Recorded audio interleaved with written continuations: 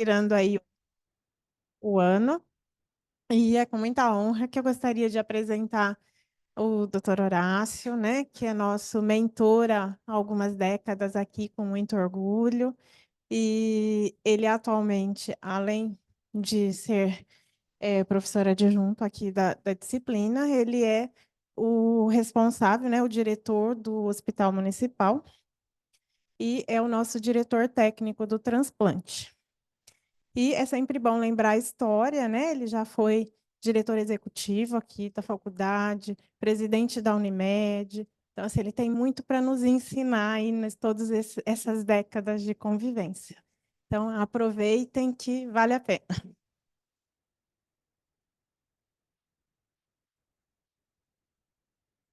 Importante fazendo tudo isso, nunca parei de fazer nefrologia, viu? Então, quando vocês tiverem cargos técnico, administrativo, não parem com a profissão, tá?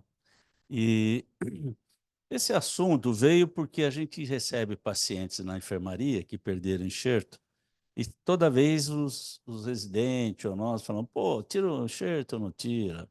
Mantém imunossupressão? Não. Qual é o prognóstico deles quando volta para a diálise? E o que que acontece? É melhor diálise peritoneal ou hemodiálise? Então, nós vamos fazer um apanhado da literatura. É incrível que esse tema você não vê nos congressos e pouquíssimos artigos, vocês vão ver aí. E no Brasil também a gente não prospecta isso. A Sociedade Brasileira de Nefrologia, no censo dela, não pede quantos que estão em diálise que são retransplantes. Põe lá, diabético, hipertenso, doença renal policística, mas não põe o transplante. E também na lista de espera da central de captação e distribuição de órgão para receber órgão do doador falecido em São Paulo, eles também não conseguem estratificar de tudo que está esperando lá, quantos são pré-transplante. Eu falei lá, não consegui, falei para o Piccolo, que tem contato maior lá também, eles não têm isso separado. Então, é um olhar que vocês vão ver que precisa ter. Nós vamos ver os resultados, vamos ver como que é necessário ter isso. Tá? Não. Ué, foi? Foi. Então, o transplante é a melhor terapêutica para paciente renal crônico. Isso é evidência 1A, não tem dúvida disso. Nós vamos mostrar por que ele é o melhor.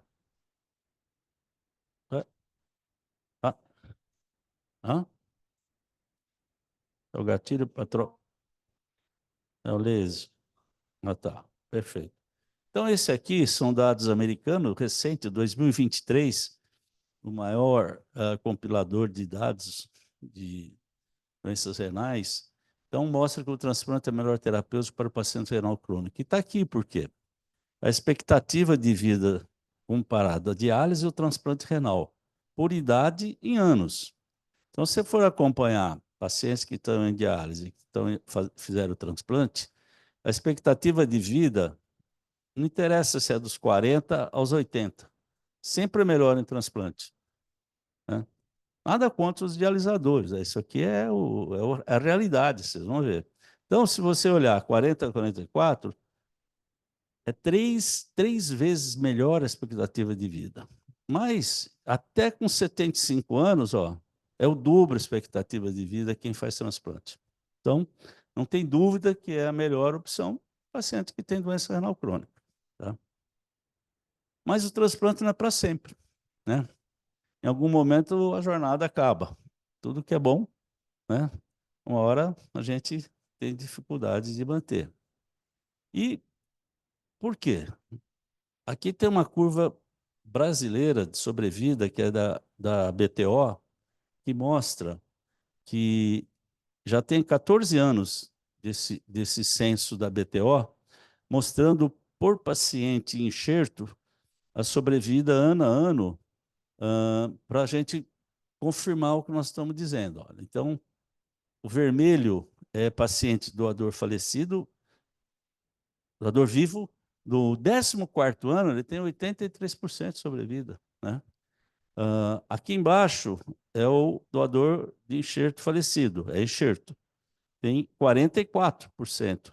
Então, embora ele dure 5 anos, para você comparar, doador vivo e falecido, 10 anos, que vai ter lá mais ou menos 50%, que é o que a gente tem, doador enxerto, nós vamos ver que é mais ou menos geral, e por isso que chega um momento que esses pacientes, uma grande percentagem deles, vai ter que voltar para a diálise. Aqui também é do estado de São Paulo, da central nossa, dos pacientes que estão aguardando o transplante renal, o resultado deles, tanto na capital, de 2014 a 2024, estado, capital e interior. Interior um pouquinho menor, mas segue mais ou menos aqueles dados da BTO, um pouquinho melhor em 10 anos do que os dados brasileiros, todos juntos. Quando a gente olha sobrevida do paciente, também mais ou menos semelhante. Sobrevida do enxerto, estado, capital, interior, igualzinho, né? Você vê que não tem diferença aqui, ó. 5 anos, 10 anos, em torno de 50%. Você vê que um pouquinho melhor, 55% em relação ao país. E quando a gente compara os grupos que fazem transplante aqui, tanto Ribeirão como nós aqui, o 1HB, também são dados superpostos, igualzinho, né? Não tem tanta diferença também de resultados. Esse número absoluto de pacientes de diálise aqui foi levantado agora para o nosso evento, a Ana, que a gente manda um questionário para 19 centros de diálise, e eles mandam o número de pacientes, entre outras coisas. Então, na nossa região, ou um pouco acima da nossa região, mas que está ligado ao nosso centro de transplante, hoje nós temos 2.900 pacientes dialisando. É muita gente. Quase 3.000 pacientes nessas unidades, você viu que todas elas cresceram. E algumas chegaram novas, né? Como Andradina, como o presidente Epitácio, que está nossa ex-residente lá, a Ana, né? Mandou gente para cá para fazer esse contato. Então, nós temos muito paciente em programas de diálise.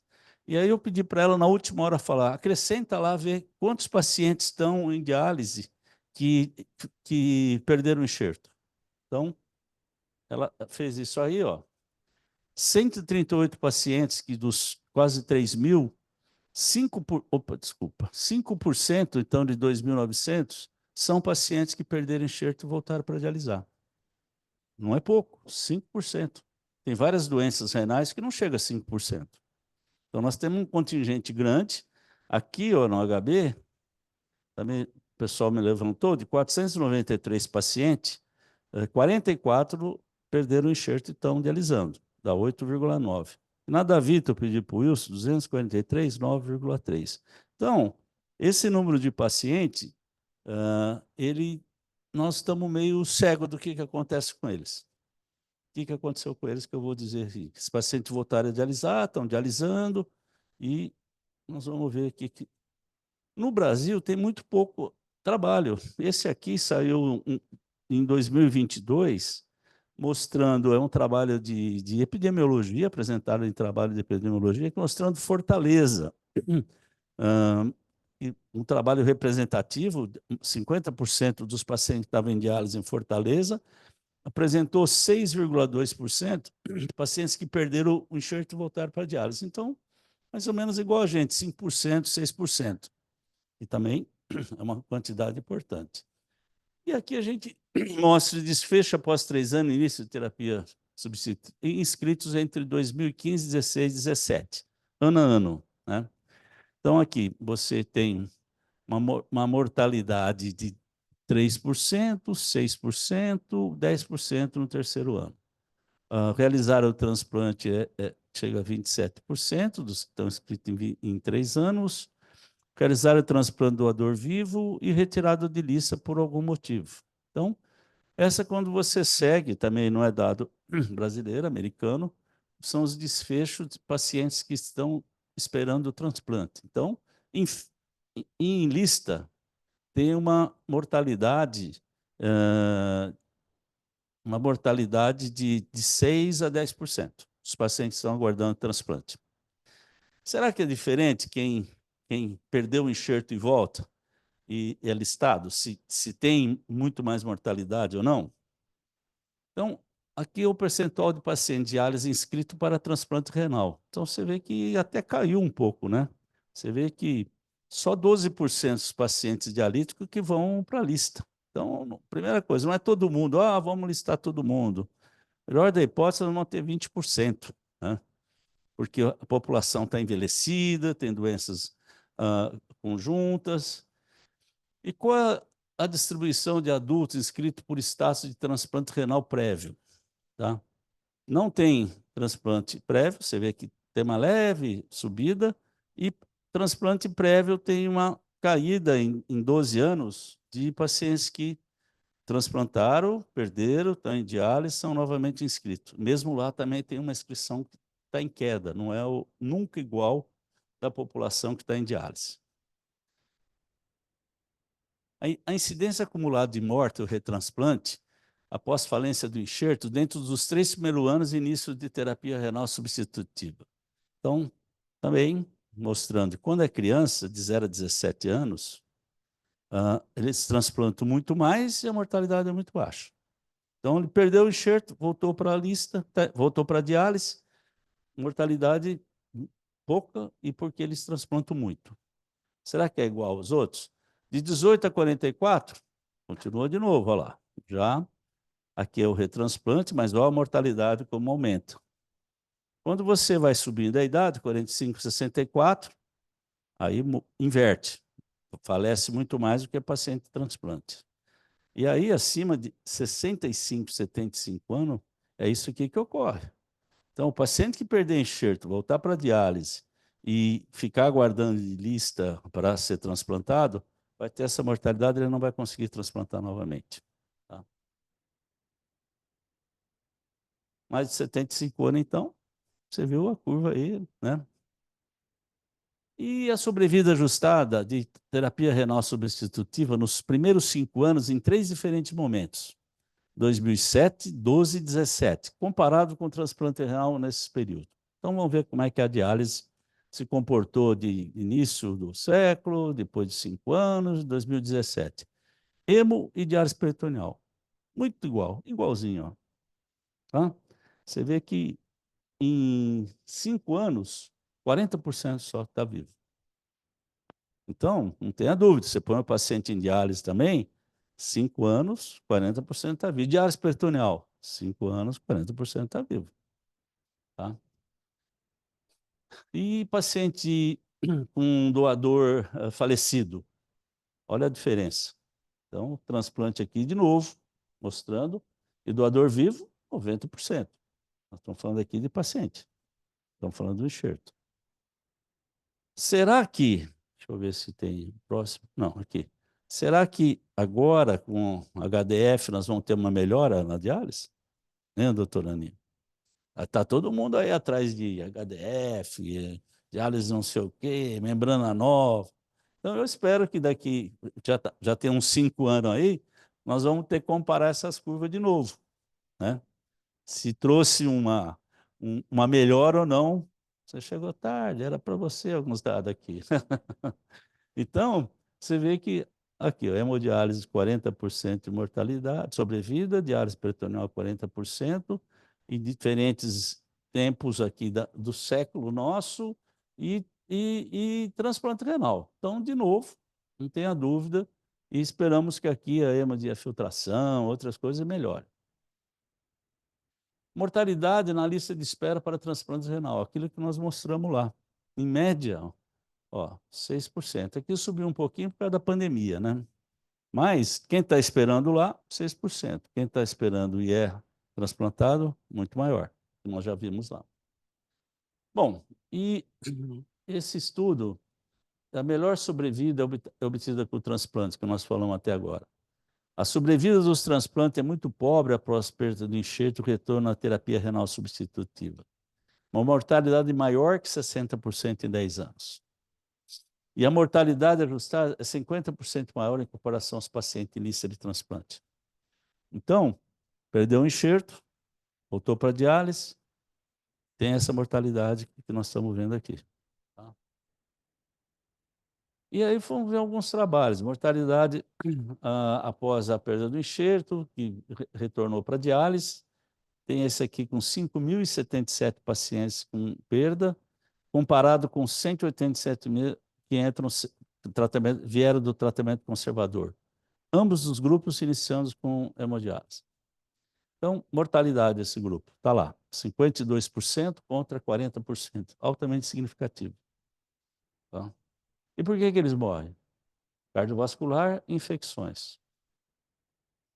Portanto, o impacto na mortalidade se dá no primeiro ano e menor escala no segundo ano, e não há diferença após 2 anos em diálise. Então, isso é um grande alerta. O cara perdeu o enxerto, voltou para a diálise, vai morrer muito no primeiro ano e no segundo ano. Depois ele estabiliza. Tá? Por quê? Infecção, falta de acesso, tudo aquilo que vocês sabem. Esse aqui é um estudo também de diálise peritoneal. Será que na diálise peritoneal eles vão melhor? Agora já é o paciente transplantado, vai iniciar a diálise, perdeu o enxerto e vai para a diálise peritoneal. Então, esse aqui é um estudo brasileiro que saiu em 2017, peritoneal lá da Escola Paulista. 47 pacientes que perderam o enxerto, 47 pacientes vieram tratamento conservador, iniciaram direto diálise peritoneal.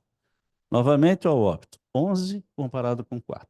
Embora não esteja uma significância estatística, o N é muito pequeno. Então, se a gente aumentar, provavelmente vai seguir a mesma coisa.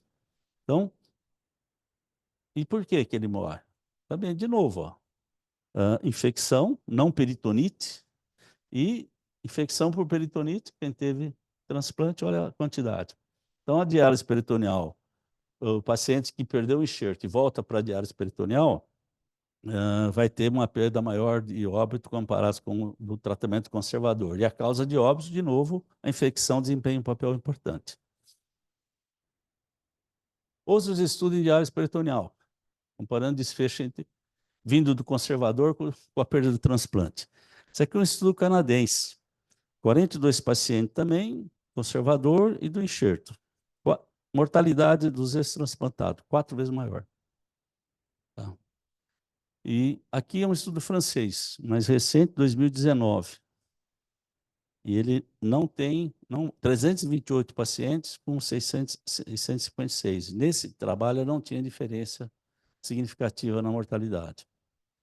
Um outro estudo também, que mostra 47 pacientes com falência de enxerto versus 688 pacientes de tratamento conservador, sem diferença de mortalidade.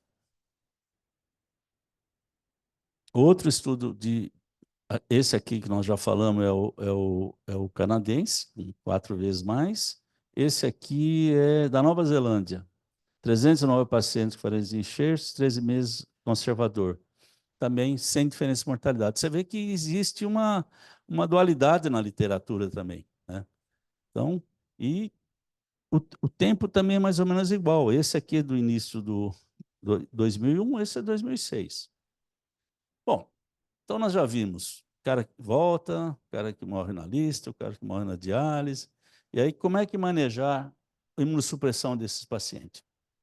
Então, essa é uma pergunta que todo mundo faz lá. O paciente chega lá na enfermaria, como é que faz? O cara perdeu o enxerto.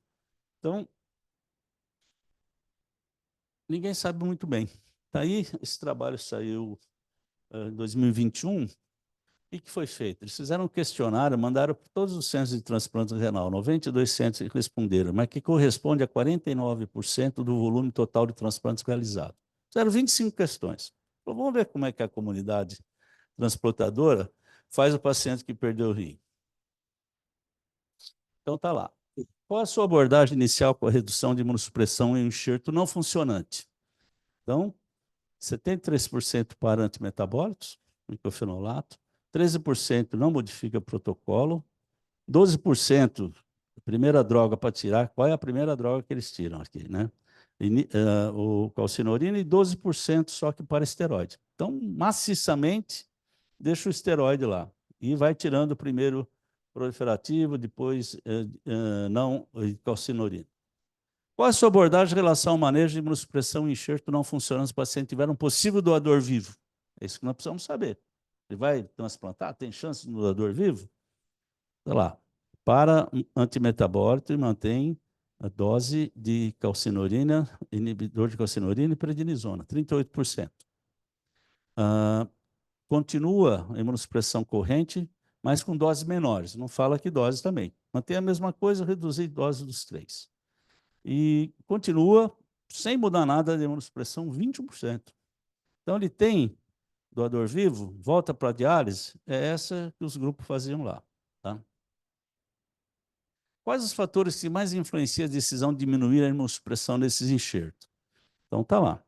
Se tem um doador vivo disponível, risco de infecção, desenvolver sensibilização, fragilidade, efeitos colaterais de medicação, risco de câncer.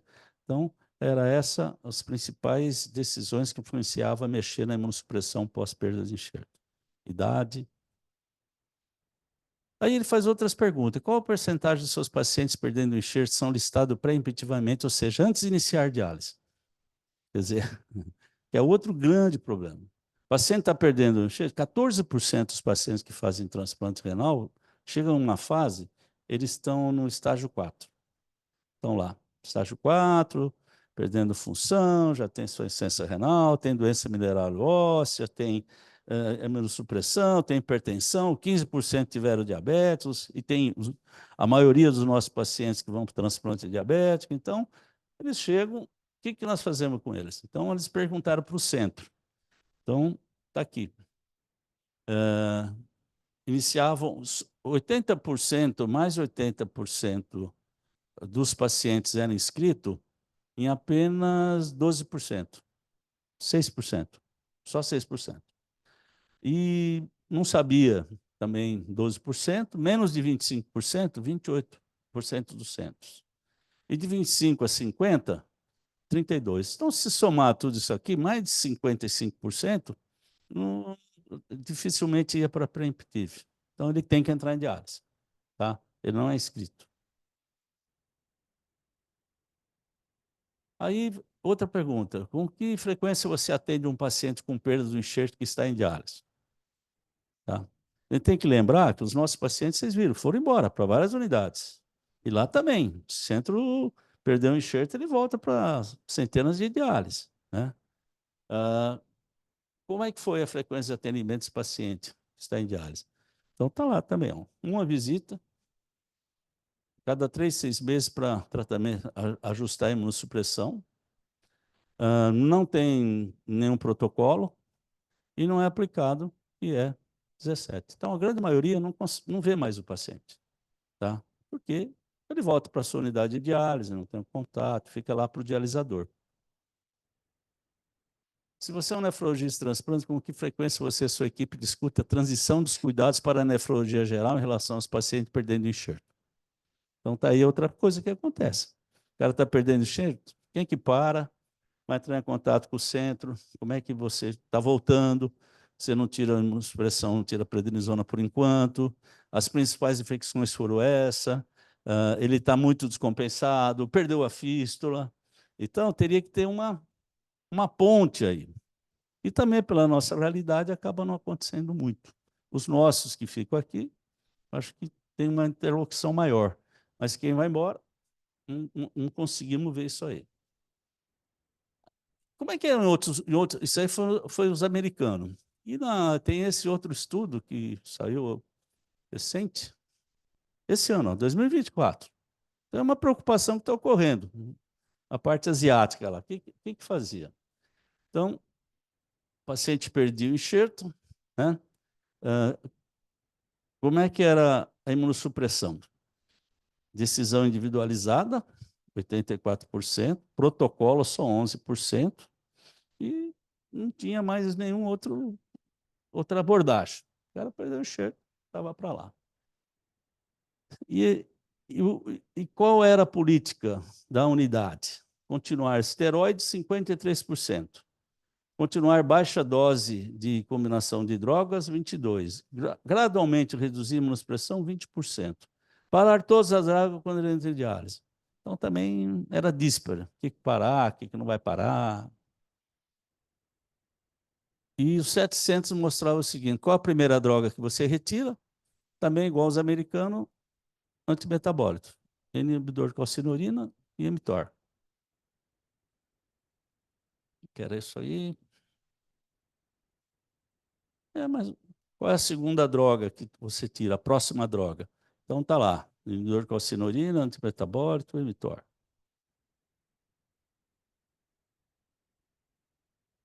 E que drogas que você continua indefinidamente? Aqui, esteroide. 90% inibidor, mesmo inibidor de calcitonina 6 e 8, e antimetabólico 1,6. Para nós, é muito difícil você conseguir imunossupressor para paciente que volta de diálise. Você faz uma PAC de diálise, como é que você quer receber? Não tem. Então, você para pelo bloqueio de automaticamente. A prednisona é muito barato, você pega em UBS, pega em outras coisas, pode ser mantida. E, de novo, aqui, quais eram os fatores nos asiáticos de considerar interromper e continuar a imunossupressão? De novo, esse paciente ter rejeição, mesmo perder, história de infecção, retransplante, débito urinário, história de nefropatia de BK, história de rejeição, reatividade de painel. Então, são vários motivos que eles fazem essa miscelânea. Ou mantém, ou tira, tira primeiro, tudo. Mas essa eram os fatores que eles levavam em consideração. Eu não vou ler isso aqui, que pelo menos eu não enxergo também.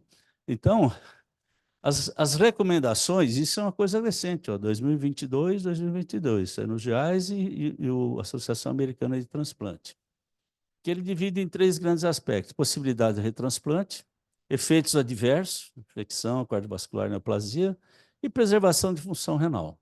Então, ele divide nesses três grupos grandes aí. Que, se não é candidato a retransplante, é isso aí, ó. Para o antimetabólico, reduz 50% do inibidor de calcinorina, baixa a prednisona em 6 a 12 meses. Aqui é muito mais rápido. Para inibidor de calcinorina, antimetabólico, e reduz a prednisona 1 miligrama ao mês até descontinuar. Descontinuou todo mundo. O cara não tem mais chance, tira tudo. Tá? Então, é esse hoje, mais ou menos, o que tem essas coisas. No Cadigo não tem também, olhei lá no Cadigo, não tem nada de recomendação. Então, talvez a gente precise se basear um pouco nisso. E outra grande pergunta, e nefrectomia? Faz nefrectomia? Resolve fazer nefrectomia? Só faz nefrectomia em quem? É? Olha o rim aqui, ó, quando foi retirado. Totalmente necrosado. Essa é a via final do rim. A doente mostra aqui, ó, precisou tirar enxerto desse tamanho, fazendo febre. Não é uma cirurgia fácil. Você fazer transplantectomia, ele dá aderido, os cirurgiões não gostam, refaz com hematoma. Então, mas está bem estabelecido algumas indicações de nefrectomia.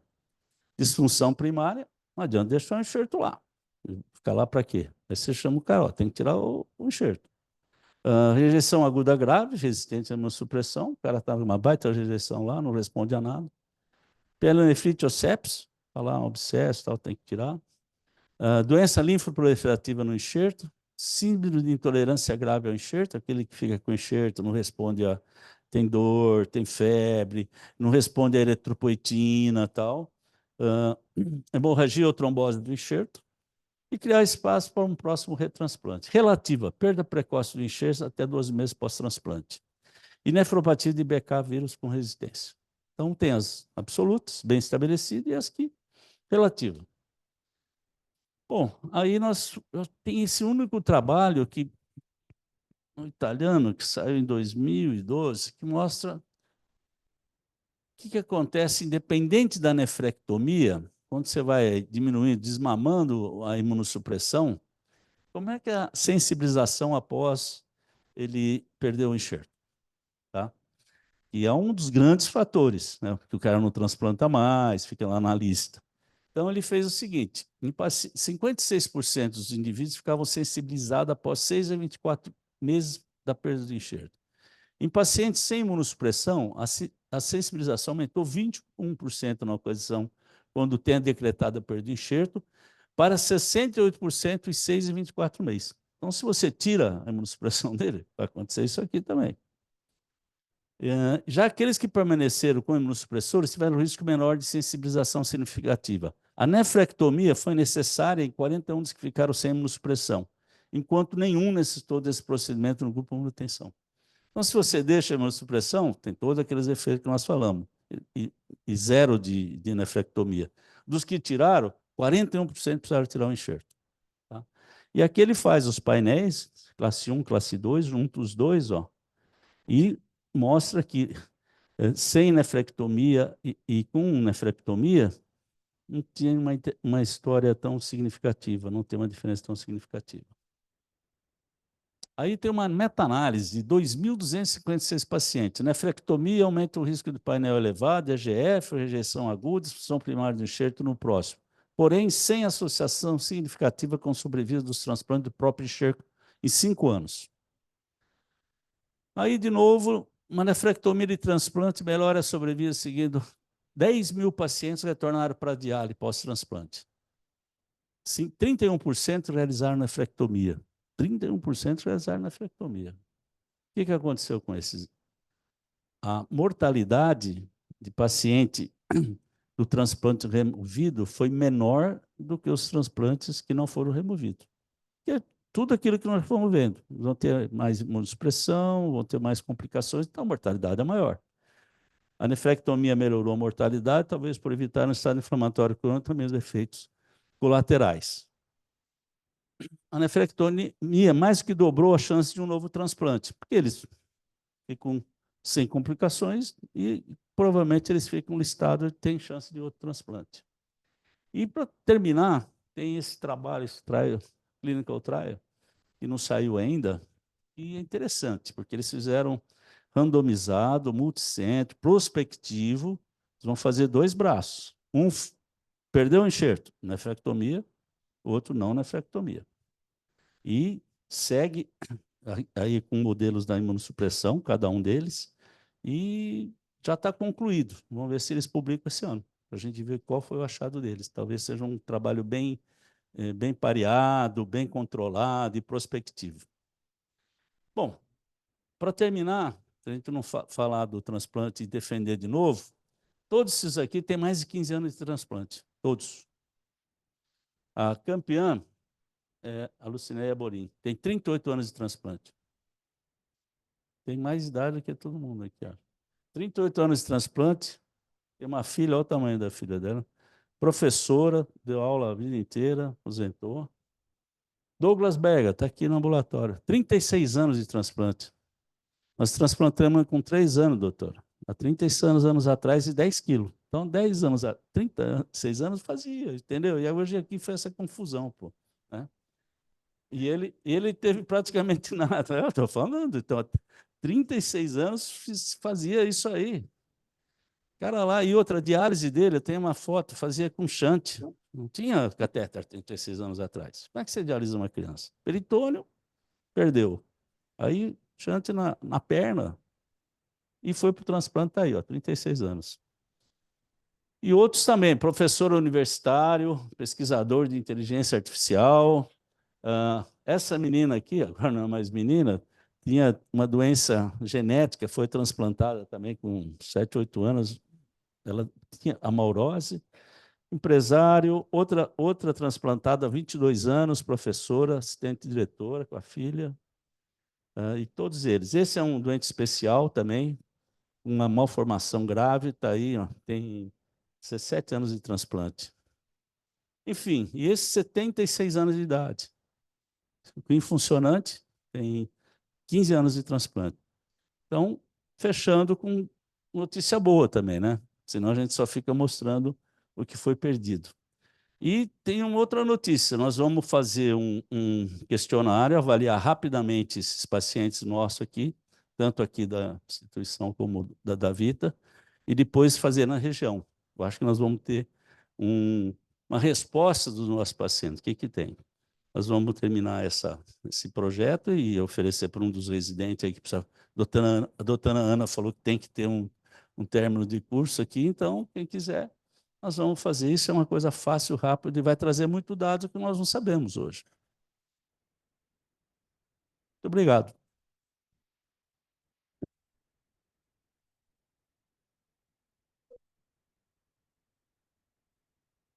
Perguntas? Posso fazer uma pergunta? Claro, sempre, doutor Edson. Fala, Edson.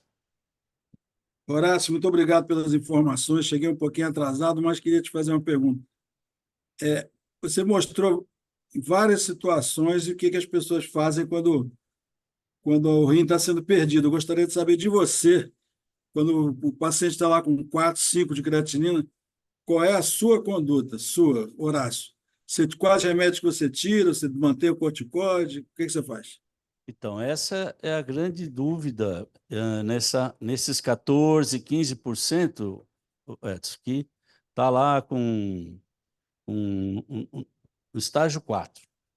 O paciente não quer voltar para diálise, o transplantador acompanha mais um pouco, começamos a adicionar medicamento para doença mineral óssea, não tem um protocolo específico, assim, vamos tirar droga, não vamos tirar droga, o que nós vamos dar a mais? Tudo que está incorporado numa doença renal crônica. E agora tem um trabalho, um clinical trial, que vai ser estudado agora, uso de dapaglifosina, Edson, tá? E a gente sabe que pode usar em transplantado, não tem interferência com a imunossupressão, e mais nesses pacientes, interesse para nós é mais no fim, né? E nós não temos essa resposta, nem no paciente em diálise, e nem no paciente com a filtração glomerular muito baixa. E eu vi esse clinical trial que está em andamento, e talvez ele vai trazer uma resposta se nós vamos fazer a mais. Nós não reduzimos droga assim, a não ser que ele tenha um efeito colateral. Senão a gente vai levando ele, flambando ele ali até... E o duro, depende do tempo, ele não tem acesso. É que eu falei lá na aula. Ele devia ter providenciar acesso, ele volta igual o crônico que chega aí precisa de catéter. Vai ter mais... Ele morre muito mais no primeiro ano, então catéter, tem infecção. A gente não faz inscrição pré-emptive, entendeu? Você vê aí que os americanos fazem um percentual razoável. E essa é a realidade do Brasil. Eu acho que esse tema ele é subestimado na nossa sociedade, tanto a BTO como a SBN. Nós não temos estatística quantos estão fazendo diálise naquele censo da SBN. E também nós não temos estatística quantos que estão na lista de espera que são retransplantes. Então, é isso aí. Obrigado. Alguma pergunta? Então, doutora, se deles serem encaminhados, né, ir para transplante preventivo, ocasionalmente a gente consegue, né, mas é muito ocasional. Tem uma dificuldade Por causa um disso, desapego, né, eu não de falei encaminhar para o ainda. pré-transplante. Aí é uma crítica para a gente Não, mesmo. e o paciente não aceita perda. A maioria não aceita, fica desesperado. Eu não mostrei, mas tem trabalho que mostra o impacto emocional, aliado por questionários muito bom, e principalmente na profissão dele.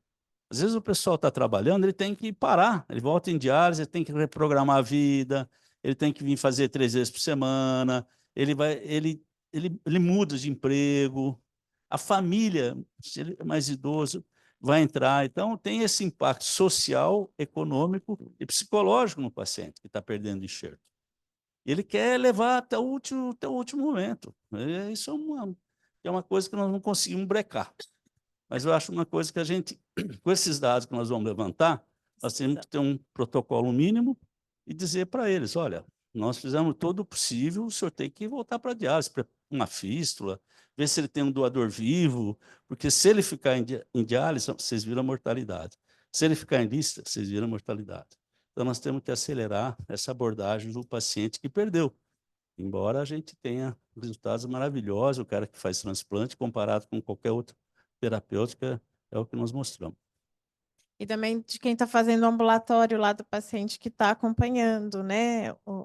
A Paula que está aqui representando os meninos, mas assim, tem que encaminhar, porque às vezes eles chegam para a gente, já está no momento de iniciar a terapia, e eles nem foram para o ambulatório do pré ainda, não foram avaliados, não estão adiantados. Tem alguns que não têm condições clínicas, e tem os que têm condições clínicas e não foi oferecido.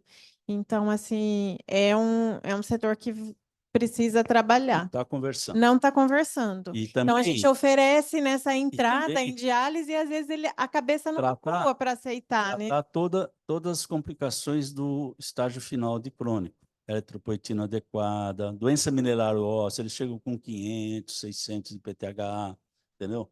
Esse é um alerta que nós temos que ter também. Fazer fístula, controlar a hipertensão, ver a parte cardiovascular, se ele é diabético a longo prazo, nós temos um monte, se está com retinopatia, se está com coronariopatia. Então, é esse final que nós temos que saber. Quais os imunossupressores que nós vamos manter? Será que traz benefício manter todos os imunossupressores até o fim? Né?